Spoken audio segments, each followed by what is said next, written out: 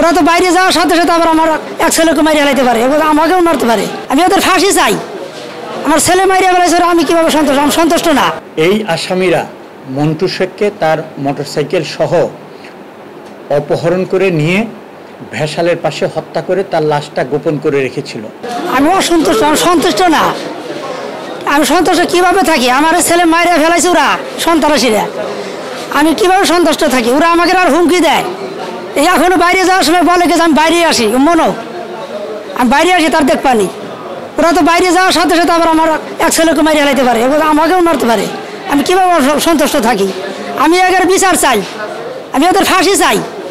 আমার ছেলে মারিয়ে ফেলাইছে, আমি কীভাবে সন্তুষ্ট? আমি সন্তুষ্ট না। আজকে গোয়ালন্দঘাট থানার মন্টু শেখ হত্যা মামলার রায়ের জন্য দিন ধার্য ছিল। এই আসামিরা মন্টু শেখকে তার মোটরসাইকেল সহ অপহরণ করে নিয়ে ভেসালের পাশে হত্যা করে তার লাশটা গোপন করে রেখেছিল। নগদে 500 টাকা বা তার বেশি পেমেন্টে পেতে পারেন ঢাকায় জমিসহ 20 কোটি টাকার পুরস্কার। বিজ্ঞ আদালত মোট 5 জন আসামির বিরুদ্ধে দণ্ডবিধির 302, 201 এবং 34 ধারায় অভিযোগ গঠন করেন এবং অপর আসামি রুবেলের বিরুদ্ধে জ্ঞাতসারে চোরাই মোটরসাইকেল নিজ দখলে নিয়ন্ত্রণে রাখায় দণ্ডবিধি 411 ধারায় অভিযোগ গঠন করেন। মোট 16 জন সাক্ষী সাক্ষ্য প্রদান করেন।